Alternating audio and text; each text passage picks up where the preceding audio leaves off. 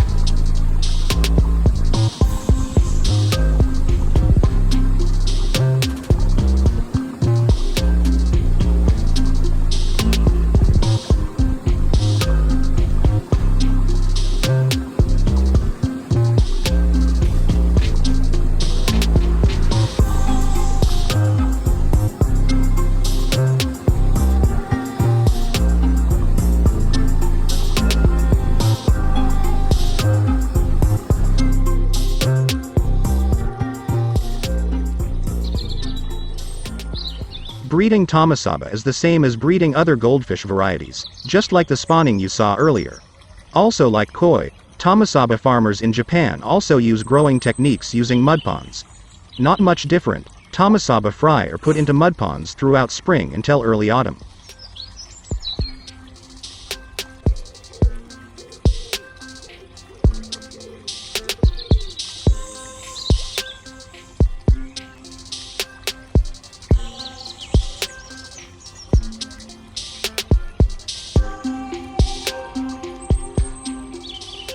Growing techniques using mud ponds are indeed profitable techniques. Not only does the water contain rich minerals or minimal use of electricity, but also the availability of organic plankton in the water which supports the availability of nutritional supplies. The spacious living space in the mud pond also ensures ample growth space, so the Tamasaba grows very quickly.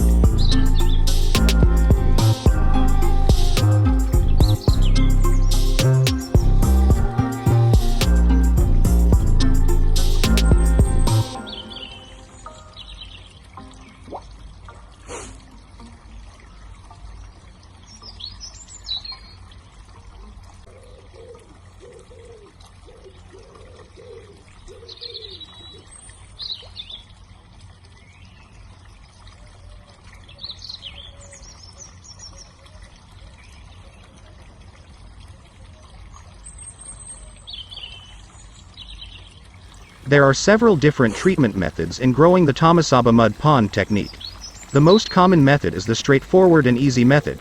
The fry are immediately spread into large mud ponds until harvest. This first method requires sterilization of aquatic predators before stocking, meaning that there is an initial risk that the fry will be easily attacked by aquatic predators such as insects or shrimp. Then there is also a method that separates growing Tamasaba fry and growing juvenile-sized adults in 2 or 3 separate ponds. Generally, these separate mud ponds are more sterile from predators, and the level of live quantity is greater in Tamasaba. The weakness is the human effort spent during the process is in a higher cost. Of course, not much selection is carried out and it is not as strict as koi. Tamasaba selection only eliminates fish with physical defects, because all color patterns have commercial value.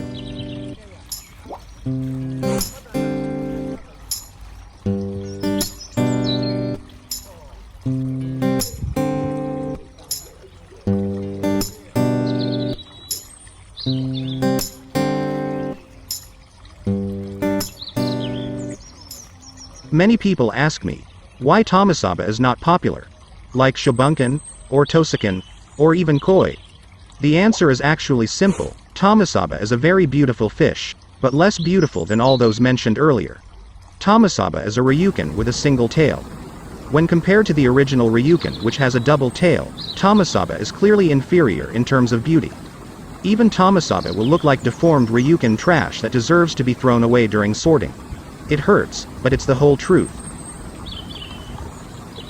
Tamasaba is a very beautiful fish, but less beautiful than other varieties of goldfish that already existed.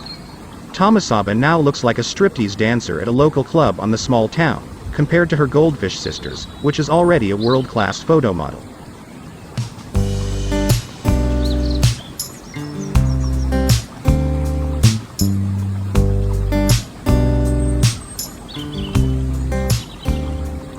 Tamasaba, as I said earlier, clearly doesn't have a good chance in the goldfish class. It's a suicide, because the price is much more expensive than the price of fancy goldfish. So I think it's natural that Tamasaba doesn't sell well, and it's better for Japanese farmers to focus on developing tosakin, which is almost extinct.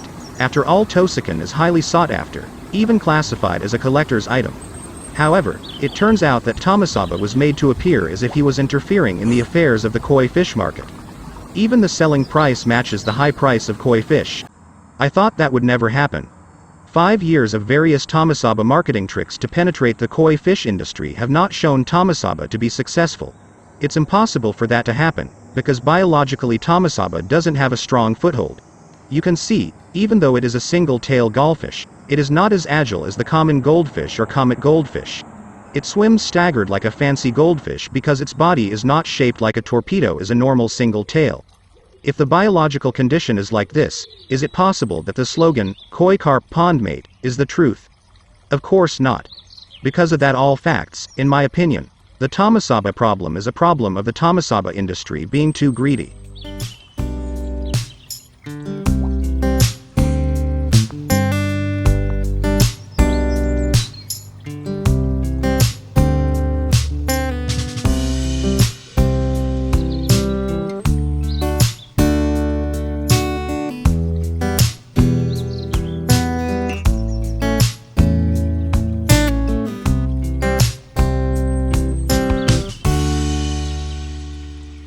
For last time, there is an issue about Tamasaba that has been circulating. That Tamasaba is a crossbreed between koi carp and ryukin goldfish. Is it true? Of course not. It is impossible to crossbreed between Caraceus and Cyprinidae. The chromosomes do not match. Crossbreeding between humans and lowland gorillas is equally impossible. I don't know where this issue of public deception comes from, but some ornamental fish hobbyists believe that.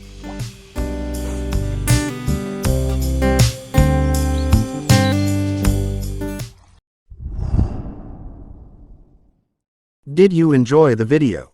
You can check out other videos from Fishy Wild, and don't forget to subscribe to this channel. I will be happy to see you again, and let's get in touch in the comments section.